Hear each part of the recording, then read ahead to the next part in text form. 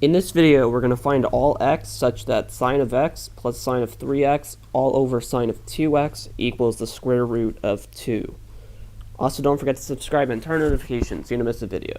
Okay, what we could do is write sine of 3x in terms of sine of x. We could expand sine of 2x to be 2 sine of x cosine x, do all this messy work to get the final answers, but instead, let's use something that's interesting. So on the top, we have sine of x plus sine of 3x.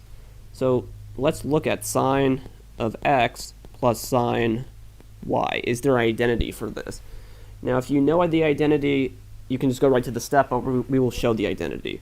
So we know that sine of a plus b equals sine a cosine b plus sine b cosine a. Pretty standard. So let's look at sine of a minus b. Now, I don't remember this, but you can just plug in b to be negative b and then change them out. So we're going to have sine a. Cosine of negative b is the same thing as cosine b because cosine is an even function. Then we're going to have sine of b cosine a. So it'll be sine of negative b, but again, differently, sine is an odd function, so sine of negative b is the same thing as negative sine b. So we want sine of x plus sine of y. So if we have sine of a plus b plus sine of a minus b, that will actually eventually get us to sine of x plus y, sine of y. So let's add these two equations up and see what we get. So we get sine of a plus b plus sine of a minus b equals, okay, so these are the same, so you just get two of them. 1 plus 1 is 2, times sine a cosine b. But look right here, this is really interesting. Plus and negative, so 1 minus 1 is 0. Okay, so that's interesting. So that we have in terms of a and b, but we want in terms of sine x plus sine y. This is in algebra, you can just let anything be a variable and work from there. So we're going to let a plus b equals x and a minus b equals y because we want sine of x plus sine of y. So this is x, this is y. We want to find a and b. Okay, but we can add these two equations up, leaving us with a plus a is 2a equals x plus y. So a will be x plus y all over 2. Let me just erase some stuff so we have more room. Okay, let's look at, let's box this in. Let's look at a plus b equals x, subtract by the equation a minus b equals y.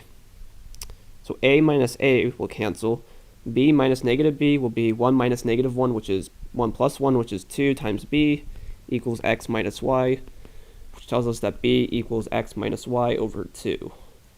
Okay, so we have that this is equal to 2 sine of x plus y over 2, basically the average of x and y, and then we have cosine of x minus y over 2, which is like the difference of x and y divided by 2.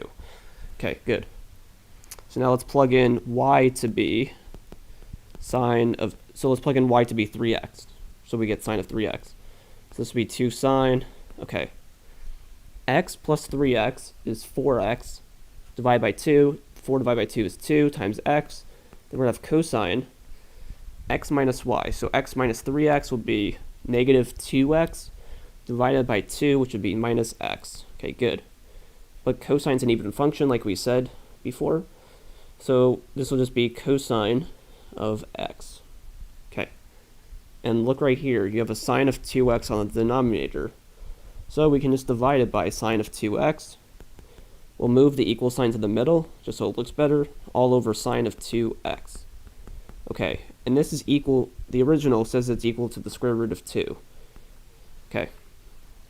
So now we're going to suppose something interesting. Suppose sine of 2x does not equal 0. So why do we want to do this? Because if we have 0 over 0, we have problems. So let's cancel this out, sine of 2x out on top and bottom, but then we have to have that sine of 2x does not equal 0, because 0 over 0 is not equal to a square root of 2, or a number. Okay, so once we cancel these things out, we get that 2 cosine of x equals the square root of 2, and we're going to have to check this at the end. The cosine x we can divide by 2, so this would be square root of 2 over 2. And you know the base angle for this in radians will be x equals pi over 4. Okay, so x equals pi over 4. Now this will be x1 because there will actually be more solutions than this. But because this is trigonometry, we can add 2 pi n to the angle, 2n pi, let's just say, and it won't change anything because it'll be a circle. You'll spin around the same rotation. So x1 is pi over 4 plus 2n pi. So let's look at the graph of the circle. So this will be quadrant 1, quadrant 2, quadrant 3, quadrant 4. And cosine x equals square root of 2. Square root of 2 is obviously positive, but cosine of something is positive when x is in the first quadrant or the fourth quadrant, because that's basically where x is positive. So x positive, if this is the x-axis, this is the y-axis. So this is x being negative. So we want the first quadrant and the fourth quadrant. The angle in the fourth quadrant, now you could either do negative pi over 4 plus 2n pi, so basically making the base negative, so that would put us to the fourth quadrant, or if you think about it like it ends on 2 pi, it has to be 7 pi over 4 plus 2n pi, but that's the same thing, because n could go to n plus 1. Okay, so now let's check. So we're going to check sine of 2x. Check sine of 2x, because if sine of 2x equals 0, then we can't use this. We need to find another method. So let's just check sine of 2x really fast. So we're going to have sine, and so this will be plus or minus pi over 4. We can just write pi over 4 plus 2n pi, all multiplied by 2. This will be equal to sine plus minus 2 pi over 4 is the same thing as pi over 2 plus 4n pi. But as you know, the 4n pi doesn't really matter because it's just more 2n pi's, and 2n pi's don't change the angle. So this is just sine of pi over 2, or sine of negative pi over 2, which is an element of 1 and negative 1. So sine of 2x does not equal 0. And that is the end of the video. Hope you liked it, and thanks for watching.